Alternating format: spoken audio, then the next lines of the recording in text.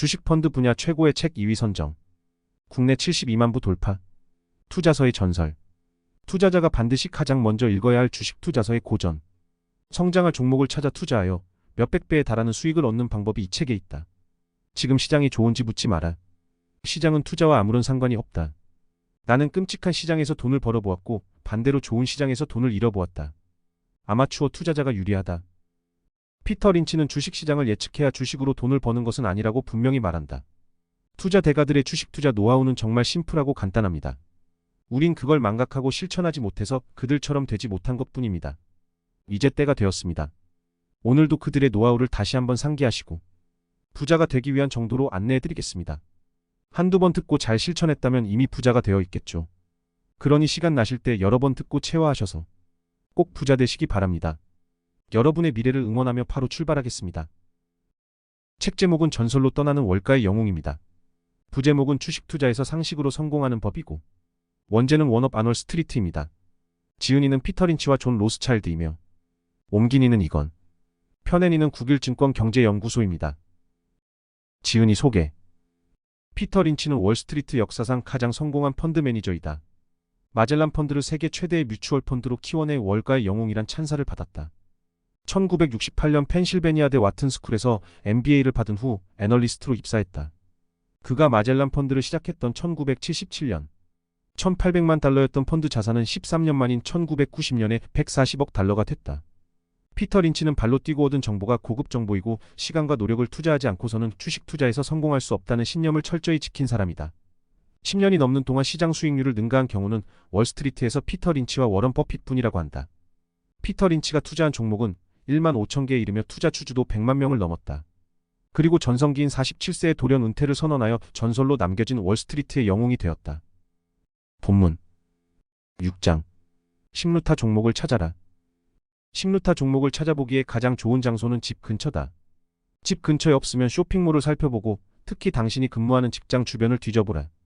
던킨 도너츠 리미티드, 스바루, 드레피스, 맥도날드, 탐브렌즈, 펫보이즈 등 이미 언급한 식루타 종목 대부분은 전국에 걸쳐 수많은 장소에서 성공의 조짐이 분명하게 드러났다. 뉴잉글랜드의 소방관 KFC가 처음 문을 연 중부 오하이오의 고객들, 픽앤세이브에 몰린 손님들 모두 월스트리트가 실마리를 얻기 오래전에 대단하군, 이 회사 주식을 사면 어떨까? 라고 생각할 기회가 있었다. 평범한 사람도 유망한 기업을 1년에 두세 번 이상 마주치게 된다. 펫보이즈 임원, 직원, 법률가와 회계사, 공급업체, 광고대 행사, 간판 제작자, 신규 매장의 건물주, 심지어 사무실 청소원까지 모두 펫보이즈가 성공하는 모습을 틀림없이 지켜보았다. 고객 수십만 명을 계산에 넣지 않더라도 잠재 투자자 수천 명이 이 정보를 얻었다. 그리고 회사의 보험 계약을 담당하는 웹보이즈 직원은 보험료가 상승하는 사실을 알아챌 수 있었으므로 보험료 상승은 보험 업종이 회복되고 있다는 좋은 신호다. 보험회사에 대한 투자도 고려할 만했다. 또는 펫보이즈의 건물 계약자들은 시멘트 가격의 상승을 알 수 있었는데 이것은 시멘트 공급업체의 호재였다. 도매와 소매 유통망을 망라해서 제조, 판매, 정립, 분석을 담당하는 사람들은 종목 선정 기회와 수없이 마주친다. 내가 속한 펀드 업종에서는 영업직원, 사무직원, 비서, 애널리스트, 회계사, 전화상담사, 컴퓨터 설치자 모두 펀드 주가가 치솟았던 1980년대 초의 대호황을 모르고 지나칠 수가 없었다. 엑손의 부사장이 아니더라도 회사가 번창하거나 유가가 반등하는 조짐을 감지할 수 있다. 부두노동자, 지질학자, 굴착업자, 공급자, 주유소 소유주, 정비사, 심지어 주유하는 고객도 알 수 있었다. 코닥 본사에 근무하지 않더라도 저렴하고 사용이 간편한 고급 35mm 차세대 일제 카메라 덕에 사진 산업이 다시 살아나고 있으며 필름 매출이 증가하는 것을 알 수 있다. 필름 영업직원, 카메라 매장 소유주와 직원도 안다. 사진사는 멋진 결혼식 사진을 찍으려 하지만 신랑 신부의 친척 대여섯 사람이 돌아다니며 멋대로 사진을 찍는 바람에 자꾸 방해를 받는다. 스티븐 스필버그가 아니어도 줄줄이 이어지는 빅히트 트작 덕분에 파라마운트나 오리온 피처스의 이익이 크게 올라간다는 사실을 알 수 있다. 영화배우, 엑스트라, 감독, 스턴트맨, 법률가, 조명기사, 분장사, 6주 연속 매진을 확인한 변두리 영화관 안내원도 오리온 주식 매수에 대한 찬반 논쟁을 둘러볼 만하다. 교사들의 출석 확인 시간을 대폭 절약하기 위해서 교육위원회가 출석 체크기를 당신 학교에 시험 설치한다면 나는 가장 먼저 출석 체크기 만드는 회사가 어딥니까? 라고 물을 것이다. 18만 중소기업을 대신해서 매주 900만 명의 급여를 처리하는 오토매틱 데이터 프로세싱 ADP는 또 어떤가? 이 회사는 역사상 최고 종목 중 하나였다. 1961년에 기업을 공개한 이래 단 한 해도 빠짐없이 매년 이익이 증가했다. 이 회사가 기록한 최악의 실적이 전년 대비 이익의 11% 증가였으며 이것은 많은 회사가 적자를 기록한 1982년에서 1983년 불황기에 올린 실적이었다. ADP는 얼핏 내가 회피하는 첨단 기업처럼 보이지만 실제로는 컴퓨터 회사가 아니다. 단지 컴퓨터를 이용해서 급여를 처리하는 회사로서 첨단 기술의 혜택을 가장 크게 보는 회사다. 경쟁 때문에 컴퓨터 가격이 내려가면 ADP 같은 회사는 더 싼 가격으로 장비를 구입할 수 있으므로 비용이 계속해서 내려간다. 그래서 이익이 늘어나기만 한다. 이 세속적인 회사는 아무 광고도 없이 6센트의 기업을 공개했으나 지금은 40불에 거래된다. 결국 장기적으로 600루타가 되었다. 10월 폭락 전에는 54불까지 올라갔다. 이 회사는 부채보다 현금이 2배 많고 성장 둔화 조짐도 보이지 않는다. 18만 고객 회사 임직원들은 분명히 ADP의 성공을 알 수 있었으며 ADP의 주요 고객이 대형 증권사들이었으므로 월스트리트의 절반도 알 수 있었다. 따라서 우리는 성공 주식을 고르려고 애쓰지만 바로 그동안 성공 주식도 우리를 고르려고 애쓰고 있다. 괴양과 심루타. 당신의 생활 속에서는 도무지 이런 기회를 찾을 수가 없는가? 반경 10km 내에 신호등도 없는 곳에서 먹을거리를 손수 재배하면서 TV도 없이 사는 은퇴자라면? 하지만 이런 사람도 병원에 가는 날이 있을 것이다. 전원 생활을 하면서 괴양에 걸렸다면 이것은 스미스클라인 패크만을 알게 되는 좋은 계기다. 의사 수백 명, 환자 수천 명, 환자의 친지 수백만 명이 1976년에 출시된 특효약 타가메트에 대해 들어보았다. 이 약을 조지한 약사와 이 약을 배달하며 한나절을 보낸 배달 소년도 알고 있었다. 타가메트는 환자에게는 선물이었고 투자자에게는 노다지였다. 환자에게 좋은 약은 병을 완치해주는 약이지만 투자자에게 좋은 약은 환자가 계속 사야 하는 약이다. 타가메트는 계속 사야 하는 약이었다. 이 약은 궤양의 고통을 환상적으로 제거했으므로 직접 수혜자인 환자는 계속 복용해야 했고 간접 수혜자인 제조회사 스미스클라인 베크만 주주들은 계속 돈을 벌었다. 타가메트 덕분에 주가는 1977년 7.50불에서 1987년 고가 72불까지 상승했다. 환자와 약사들은 월스트리트의 인재들보다 훨씬 빨리 이 약을 알 수 있었다. 증권은 근심이 많은 사업이므로 월스트리트의 똑똑한 바보들도 궤양을 알았겠지만 당시 스미스클라인은 이들의 추천 종목에 포함되었을 리가 없다. 1년이 지나서야 주가가 오르기 시작했기 때문이다. 이 약의 시험 기간이었던 1974년부터 1976년에 주가는 4불에서 7불로 올랐고 1977년 정부에서 타가메트를 승인하자 주가는 11불에 거래되었다. 여기서부터 주가가 72불로 가파르게 치솟았다. 만일 타가메트를 놓쳤다면 궤양 특효약 잔탁을 개발한 글락소로 두 번째 기회를 잡을 수 있었다. 잔탁은 1980년대 초에 시험을 거친 뒤 1983년에 정부 승인을 받았다. 잔탁은 타가메트만큼 반응이 좋았고 그만큼 글락소에 수익을 안겨주었다. 1983년 중반 7.50불이었던 글락소 주가는 1987년 30불로 올랐다. 타가메트와 잔탁을 처방한 의사들이 스미스클라인과 글락소 주식을 매수했을까? 암만 해도 매수한 의사가 많을 것 같지 않다. 의사들은 석유주에 몽땅 투자하는 경향이 있다. 어쩌면 이들은 유니언 오일 오브 캘리포니아가 인수 후보라는 소문을 들었을지 모른다. 그러는 동안 유니언 오일의 임원들은 10중 8구 제약주를 샀을 것이고 특히 1982년 18.50불이었다가 5센트로 폭락한 아메리칸 서저리 센터 같은 인기 주식에 투자했을 것이다. 만일 모든 의사를 대상으로 조사해보면 장담컨대 제약주에 투자한 사람은 소수에 불과하고 대부분 의사가 석유주에 투자했을 것이다. 재화점 소유주를 대상으로 조사한다면 재화주에 투자한 사람보다 항공우주 주식에 투자한 사람이 더 많지만 항공우주 엔지니어 중에는 재화주에 손댄 사람이 더 많을 것이다. 남의 떡이 커 보이듯 주식도 항상 남의 주식이 좋아 보이는 이유를 나는 도무지 모르겠다. 아마도 사람들은 투자에서 성공하기가 아주 힘들다고 생각하는 듯하다. 완벽한 행위가 지상이 아니라 하늘에서 일어난다고 상상하듯이 투자 성공은 저승만큼이나 먼 곳에서 일어난다고 상상하는 것이리라. 따라서 전문의 약품 사업을 속속들이 알고 있는 의사는 자신이 전혀 모르는 석유 서비스 회사인 슐룸베르거에 투자할 때 더 마음이 편하다. 반면에 슐룸베르거 관리자들은 존슨앤드존슨이나 아메리칸 홈프로덕츠를 보유하려 한다. 정말 그렇다.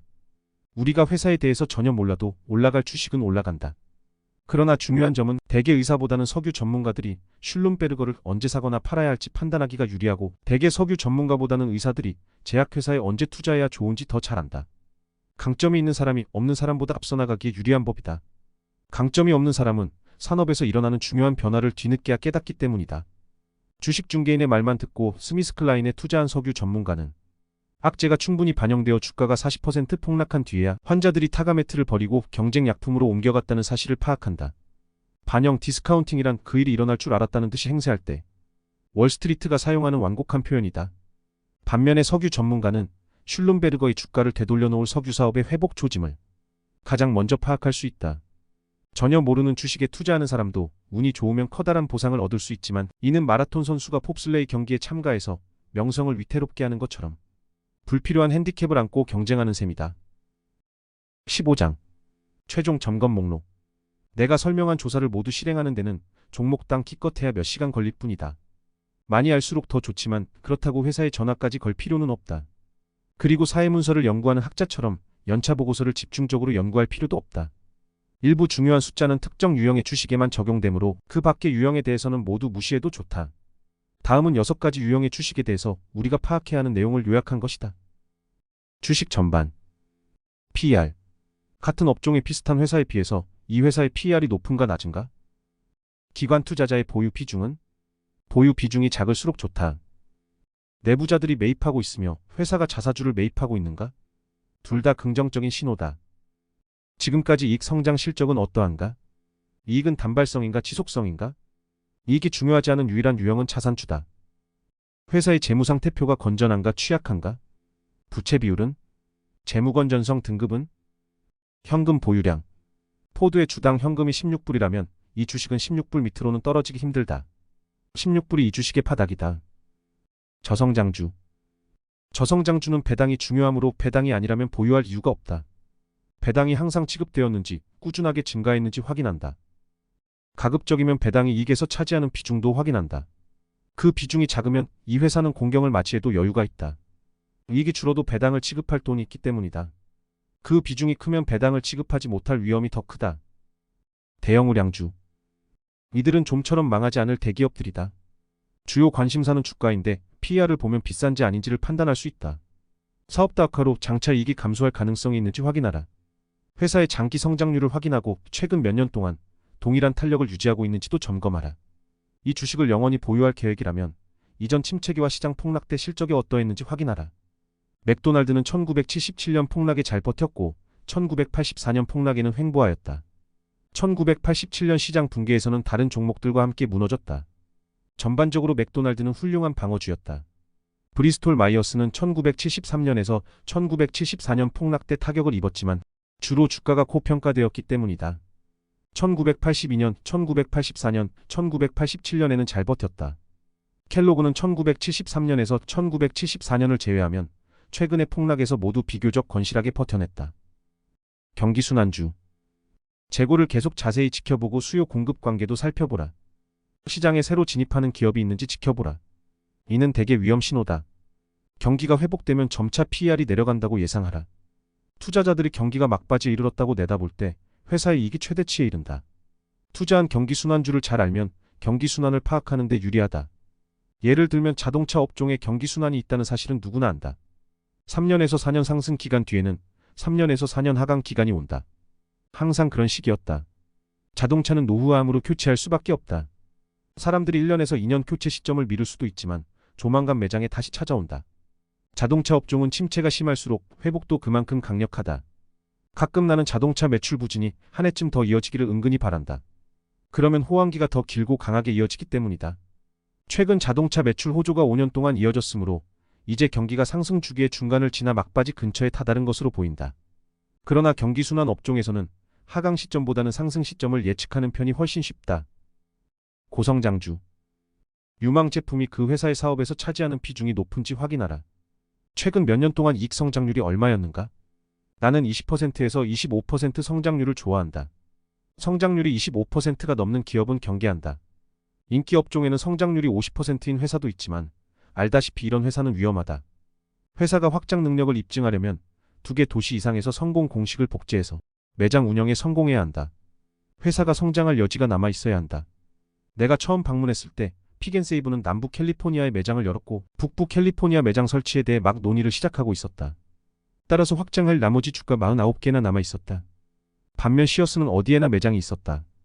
PER이 성장률과 비슷한 수준인가? 확장 속도가 빨라지고 있는가? 신설 모델이 작년에는 3개, 올해는 5개. 느려지고 있는가? 신설 모델이 작년에는 5개, 올해는 3개. 면도날은 고객들이 계속 구입해야 하므로 매출이 지속되지만 센서매틱 같은 회사는 매출이 주로 단발성 거래다. 따라서 성장이 정체하면 엄청난 충격을 받는다. 센서매틱은 1970년대와 1980년대 초에 놀라운 성장률을 기록했지만 이익을 증가시키려면 해마다 새로운 시스템을 더 많이 팔아야만 했다. 기본전 자감시 시스템, 일회성 구매에서 나오는 매출이 기존 고객들에 대한 백색 태그 매출보다 압도적으로 많았다. 따라서 1983년 성장률이 내려가자 이익은 단순히 내려간 정도가 아니라 곤두박질 쳤다. 주식 역시 12개월 동안 42불에서 6불로 폭락했다. 주식을 보유한 기관 투자자가 소수이고 조사하는 애널리스트도 몇 명에 불과한가? 상승하는 고성장주에는 이것이 커다란 이점이 된다. 회생주. 채권자들이 자금을 회수해도 회사가 생존할 수 있는지가 가장 중요하다. 이 회사가 보유한 현금이 얼마인가? 부채는 얼마인가? 애플 컴퓨터는 위기를 맞이했을 때 현금이 2억 불이었고 부채가 없었다. 따라서 사람들은 망하지 않는다고 믿었다. 부채 구조는 어떠한가? 문제를 해결하는 동안 얼마나 오랫동안 적자 영업을 버텨낼 수 있는가? 지금은 나비스타가 된 인터내셔널 하비스터는 잠재적 회생주였지만 투자자들에게 실망을 안겨주었다. 신주를 수백만 주 발행해서 자금을 조달했기 때문이다. 이 희석 덕분에 회사는 회생했지만 주식은 회생하지 못했다. 이미 파산했다면 주주들에게 남은 몫은 얼마인가? 회사가 어떤 방법으로 회생할 계획인가? 무수익 사업을 처분했는가? 이게 매우 중요하다. 예를 들면 1980년 록히드는 방위 사업에서 주당 8.04불을 벌었지만 여객기 때문에 상업용 항공기 사업에서 주당 6.54불 손실을 보았다. 단거리 기종 여객기는 훌륭한 항공기였지만 비교적 작은 시장을 놓고 맥도널 더글러스와 경쟁을 벌이느라 고전했다. 그리고 장거리 시장에서는 747에 압도당했다. 사업에서 손실이 이어졌으므로 1981년 12월 회사는 단거리 기종 사업을 단계적으로 철수한다고 발표했다. 그 결과 1981년에 대규모 상각, 주당 26불이 발생했지만 이 손실은 일회성이었다. 1982년 록히드가 방위 사업에서 주당 10.78불을 벌었을 때 이제는 손실을 메울 필요가 없었다. 2년 만에 이익이 주당 1.50불에서 10.78불로 증가했다. 단거리 기종 중단을 발표한 시점에 투자자들은 록히드를 15불에 살 수 있었다. 4년도 지나기 전에 주가가 60불에 도달했고 사루타가 되었다. 텍사스 인스트루먼츠 역시 전형적인 회생주였다. 1983년 10월 회사는 가정용 컴퓨터 사업, 경쟁자가 너무 많이 몰려든 인기 업종의 하나에서 철수한다고 발표했다. 회사는 1983년 한 해의 가정용 컴퓨터 사업에서 5억 불 넘게 손실을 보았다. 물론 이 결정에 따라 대규모 상각이 이루어졌지만 회사는 강점을 보유한 반도체와 방위 전자장비 사업에 집중할 수 있었다. 발표 다음날 텍사스 인스트루먼츠는 주가가 101불에서 124불로 뛰어올랐다. 그리고 4개월 뒤에는 176불이 되었다. 타임도 사업부를 매각해서 원가를 극적으로 절감했다. 타임은 최근의 회생주 가운데 내가 좋아하는 종목이다. 사실은 자산주이기도 하다. 케이블 TV 사업은 잠재적으로 주당 60불의 가치가 있으므로 주식이 100불에 거래된다면 투자자는 40불의 회사의 나머지 부분을 사는 셈이다. 이 사업이 회복되는가? 이스트먼 코닥도 사업이 회복되어서 필름 매출의 새로운 붐 덕분에 이익을 내고 있다. 원가가 절감되고 있는가? 그렇다면 그 효과는 어떤가? 크라이슬러는 공장을 폐쇄하여 원가를 극적으로 낮췄다. 전에는 직접 생산하던 많은 부품을 하청 주기 시작했고 이 과정에서 비용 수억 불을 절약했다. 크라이슬러는 원가가 최고 수준인 자동차 회사에서 원가가 최저 수준인 회사로 탈바꿈했다. 애플 컴퓨터는 회생을 예측하기가 더 힘들었다. 그러나 이 회사를 자세히 지켜보았다면 매출 급증, 원가 절감, 매력적인 신제품이 모두 동시에 출현하는 모습을 보았을 것이다. 자산주. 자산의 가치가 얼마인가? 숨은 자산이 있는가? 위 자산에서 차감해야 하는 부채가 얼마인가? 채권자에게 우선권이 있다. 회사가 새로 부채를 일으켜서 자산의 가치를 떨어뜨리는가? 주주들이 자산에서 이익을 얻도록 도와주는 기업 사냥꾼이 대기하고 있는가? 오늘 준비한 내용은 여기까지입니다. 여러분은 오늘 내용을 보고 어떤 생각이 드셨나요? 부자가 되기 위한 재테크 방법은 단 한 가지만은 아닙니다. 여러분의 소중한 의견을 남겨주셔서 건설적인 토론의 장이 되었으면 합니다. 마지막으로 구독, 좋아요, 알림 설정해 주시면 물린 종목 떡상하고 시퍼렇던 계좌가 붉게 타오를 겁니다. 저는 다음에 더 좋은 영상으로 찾아뵙겠습니다. 진짜 부자 채널과 함께 진짜 부자 되세요.